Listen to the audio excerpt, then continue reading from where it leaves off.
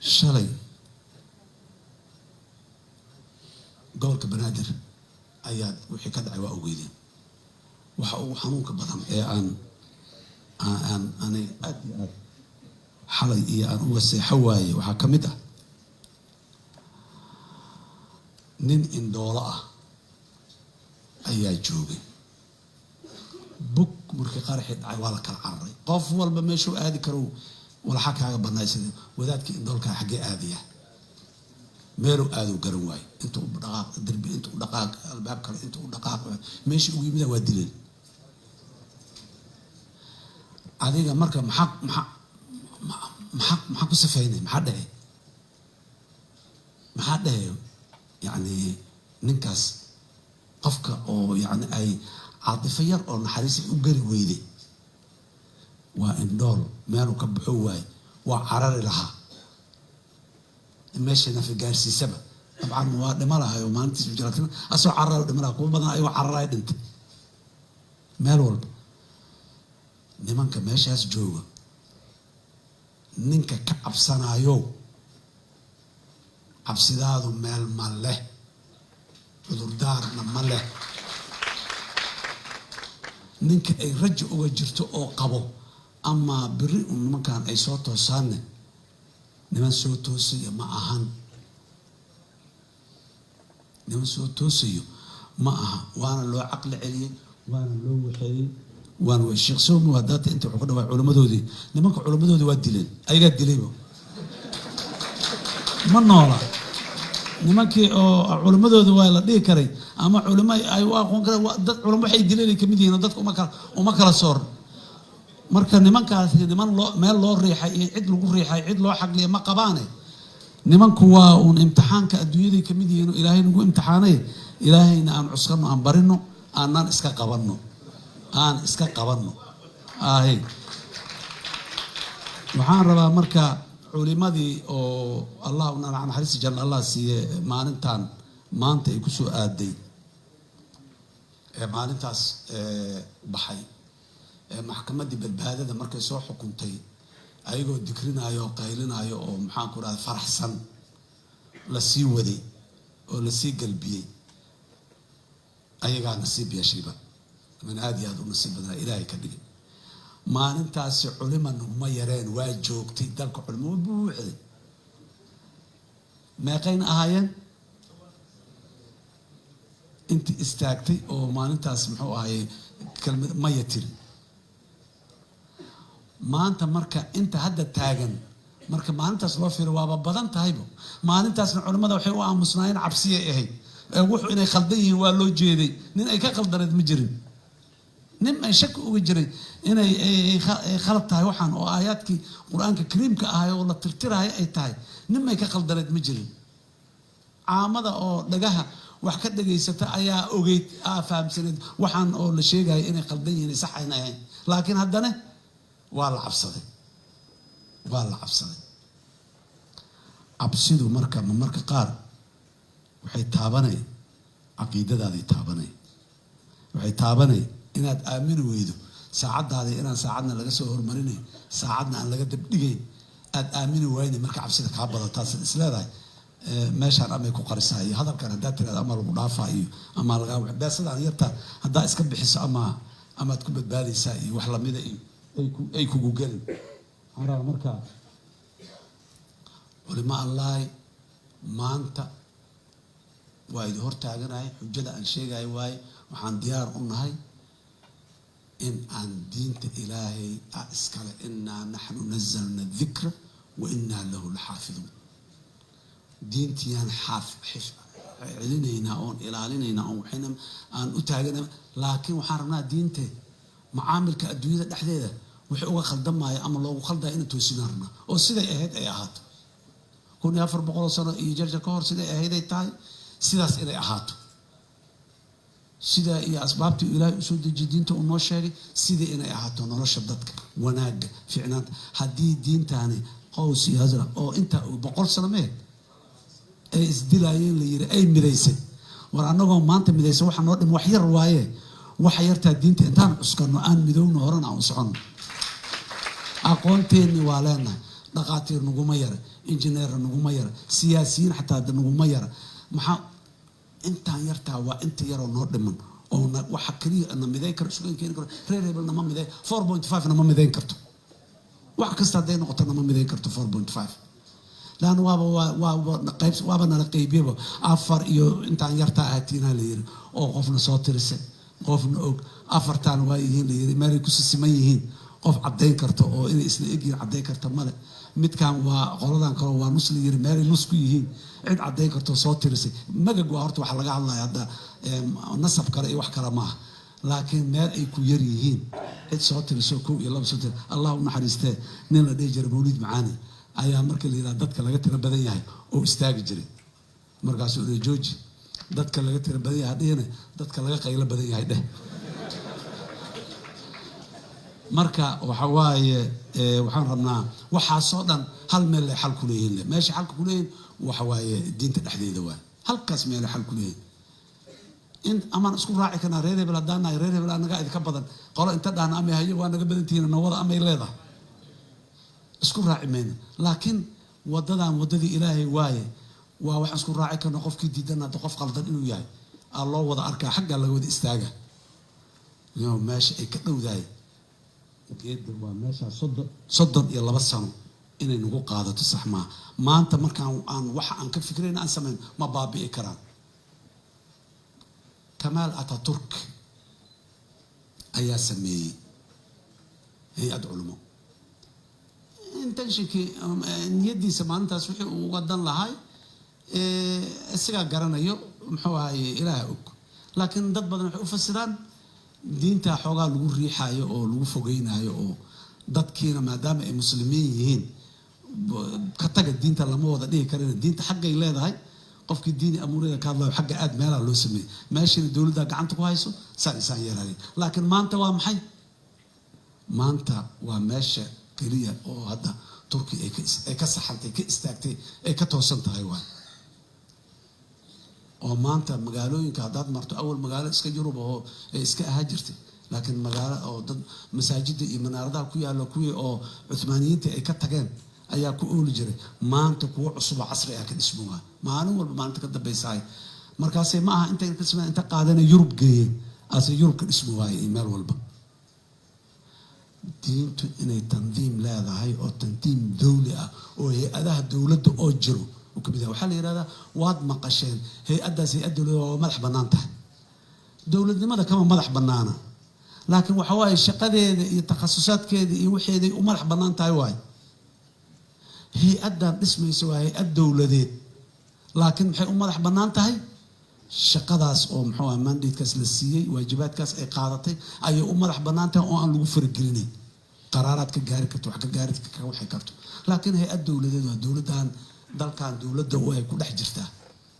oo dawladnimadii ay ilaalinay oo dadkii ilaalinay oo maxaan ku iraadaay wixii oo dhan ilaalinay waa sheega maalin walba dastuurka yarka oo sida aan u noolaanayna aan qaanuun kasta oo shariicada ka hor islaamka ka hor imaanaya qaanuun kama noqon karo dalkaana ku taab mabda weyn oo dhaxgal oo fiican waa laakiin maxaa naga maqan yaa dhahaya qaanuunkan shariicada ka hor imaanaya sax kuma aha yaa dhahaya ana dhahayo adiga ma yaamad leedahay asiga wuxuu leeyahay bal aan isku noqono ma yasaan laga moodin kan yaa dhahayo oo inta loo geeyahay qaanuunkaana la rabaa dadka in lagu dhaqaayo هي أهل وسهلا أنت سوق قد سوق لقى الشروع للصوت قانون كان أنت هلا بدلوا أهل وسهلا شرع هذا كور إمام ماي أنت شرع هذا كور إمام قانون كان سيدي سبق قانون صعب كلامها معظم أنت سبضا وشرع هذا كور إمام مركا هلا النقط يا دهايو علماء الله waxa maanta aad u fadhidaan iyo talada maanta aad u fadhidaan taladaas waay meeshii laga dheerahay oo qaanuunka soo waa hubna hadda dastuurka saas waa noo qoran tahay laakiin haddana wali waxa laga yaabaa inaan marma aan baas garayno aan soo saarno qawaaniin oo meel qaarkood ama waa boqolkiiba boqol shaki la geli karo dhigi karo ruuxan sharciyada muwaafaqsan tahay muxuu ahay qodobkan sharciyada muwaafaqsan yahay laga dhigi karo badan inay jiraan aaminsan ama kuwii hore u jiray oo wali la bedelin ha ahaadaan ama xataa kuwa waayahan dambe la sameeyay oo aan anagu aan sameeyay iyo kuwii naga horreeyay baryahan dambe waxaa la yidhaha jamhuuriyadda saddexaad inta ay jirtay la sameeyey ha ahaado qodobkaas dastuurkeenu ku jiraa waa qodob fiican oo sax ah laakiin weelkiisii yaa naga maqan dastuurkaa dhisnay waxaan dhahnay maxkamad dastuuri ah oo dastuurka ilaaliso oo qofka muwaadinka ah haddii lagu xadgudbo oo u tago yiraaho xuquuqdeydii muwaadinnimo lagu xadgudbo uu yiraah maxkamada kale waa sameyn dhammaan waa sameyn waxaasoo dhan shuruucda haya oo isku haya oo muwaadinkan Soomaaliga ah ee muslimka ah lagu xukumaayo inay waafaqsan yihiin wixii uu aaminsanaa diintiisii waaye waxa oo weli aan naga bardhiman oo aan rabno in aan dastuurku waxaa kaloo leeyahay diinta islaamka diin aan ahayn dalkan laguma faafi karo ma jiri jirin Soomaha marar badan yacni ma aha dad kaloo aan muslimiin ahayn dalkan kuma noolaan karaan ma aha diintooda kuma dhex caabudi karaan maadaama inta joogaan ma ahan laakiin waxaa laga hadlaa waa faafin ilmihii in diinta diinaan ahayn loo sheego dadka intii nugleyd oo maxaan ku yiraahdaa baahneed waa idin baahi tirayna inta la yiraahdo diinka diinaan ahayn loo sheego safarkii hore aniga meeshaan madaxweynaha ka ahay dalkan waxaan la ii keenay oo hay-adda nabad sugidda weliba ay ii keentay ay dhahday meeshaan waxaa ka socda shiicayn dadka waa la shiiceeyo haye say wax u jiraan waay dadka masaakiinta ah yaa la shiiceeyo gabdhaha la isku keenay ilma agoona haysto harqaamanaa loo gaday tababaraa la siiyey walaxaa la siiyey waana lagu dhex jiraa dhalinyaraa loo yeeray maxaa u gurso weyseen dhaqaalo ma haysano haya zawaaj jamaaciyeedii samaynaynaa waa lagu dhex jiraa waxaasoo dhan waa afcaal oo fiican waaye laakiin ilaahay dartiis maa loo sameeyoha mase nimaa muxuu ahay ajenda kaluu lee ku dhex fushina diinta marka in wejiga toosan inta la muujiyo dhexdeeda wax lagu fushado waa fiirinay inta ka fiiri xagga ka soo fiiri war adiga waxaan cadeyn ma loo hayo war waxaan sax ma tahay meel walba waa la isku soo raacay war waxaan yaa ka dambeey dadkaana ka dambeey waa dadka ka dambeey oo joogay oo magacyo leh oo diblomaasiyiin ah oo hay-ada samafal ku joogo oo kan ku joogaa naloo keenay waa fiirinay dadkan iyo say ku yimideen iyo meeshay ka yimideen iyo kulliyan fiirin haddaan raacdayno oo dhahna kan nidaamkii loo soo diray diblomaasiyadda sax kuma aha ha naga baxo haddaan dhahno waa la keenaa beri mid kalea la keenaa waxa uu ninkan aan ku raacdaynaynaana wax shaqo xumo ma ahane waa wax ooba loo sameeyeyba wixii loo jirsiiyey oo qabanayo waayo marka inaad mid bedesho mid kale haddana keentood haddana beri kabacdi maasoo waa xirnay safaaraddeen xirnay laba hay-adood oo samafal aan xirnay hay-adda Khomeini Foundation la dhihi jiray iyo hay-adda bisha cas ee Iiraaniyiinta la dhahay oo ragga waxaas wadaa ay ku dhex jireen war haddaan aan tabaalacsanahay oon la daala dhacaynaa sunniyiintii iyo shaaficinimadii iyo wixii dhexdoodaan hadda aan la daala dhaco haynaa haddii shiica ay maanta dambe ay noo timaado saa la yeela dalkaani dadka waa kala tageen waa la kala cararay wax badan waa noo imaan doonaan mid shiicanimo sheeganayo Soomaali ah waa noo imaan doonaa mid kristaan oo mactabkii wato oo Soomaali ah waa noo imaan doonaa laakiin waxaasoo dhan anagoo meel u haysano oo nidaam u haysano oo institution saas ma qorta laga gooyo bas ma dhici karto meelad u masaafisad weyn Soomaaliya oo ku dhacay dalkan muu dal kale mali laakiin waa inaan weel noo tolan yahay on weelkaasi aan ku si aan ugu dhaxayno ay noo samaysan tahay oo aan ugu yaraan adcaful iimaan waa maxay inaanu nagu si dhex faafi karin marka haddii kalena si oo nidaamsan aanba isaga maaray karnaa iyadoo aanan ahayn muxuu ahay diinta nacayb iyo dad kale muxuu ahay magaciisii haddii marka qaanuun aan sharciyada waafaqsanayn dalka laguma dhaqi karo go-aan hore loo gaaray haddii hore loo gaaray diin aan diinta islaamka ahayn dalka laguma faafi karo oo dadka lama bari karo in aan marka aan gacmihii waxaas noo ilaali lahay iyo indhihii noo ilaali lahay iyo aan yeelan weyno annagu dhihidda aan dhahnay intaasi wax macnaha ku fadhida malaha war oo warqad ku qoran oo meel iska yaallo ahaana maanta marka ilaahay idinkiis ilaalinta diinta iyo horumarinteeda waa maxay? fududeynteeda, in la fududeeyo dadku inay bartaan, inay fahmaan, inay maxaanku rahday ku dhaqmaan, yani waxa ummadda caamka ah khuseeyaana khuseeyo. sida hadda gabadha walaasha ee faadmisho waxyaabaha fardiga cibada aniga jirtaa maan caawo dhan aan taagnaanayo ilaahay hortiisa taagnaanayo iyo haddaan iska seexanayo aniga jirtaa haddaan inta haddaan yeelayo laana ciqaabta dembiga aan kala lagu ciqaabma ajarka adiga aad shaqaysatana la isiimaa aniga. laakiin waxa ummadda caamka ah oo naga wada dhexeeyo oo na taabanayo oo barashada mafaahimta maxaanku irahdaa fududeynta qofaa zaki inuu bixiyo rabo soo u bixina haddii maanta dadka fuqarada ay nagu badan yihiin iyo dadka muxuu zakada dadka ay ku waajibto ay nagu badan yihiin waxaan rajaynaynaa anaan aaminsanahay ilaahay idankiis inaan gaari doono maalin aan qofaan zaka siina aan weyno. dalkan wuu gaara wuu leeyahay khayraadkiisii iyo resourcekiisii iyo wanaagiisii wuu leeyahay maalin inuu gaaro qof Soomaali ah oo muxuu miskiin ah oo maxaanku irahdaa ama duruufaysan in la waayo. maalintaas zakadiisa yeelay gurigaaga ma isaga reebanay, bangigaaga ma isaga shubanay. يعني سيدا هذا كورب تاريخ ذينا مرة بدنا هذا الصح صليا زكاة أنت أورين أنا أنت قادنو عن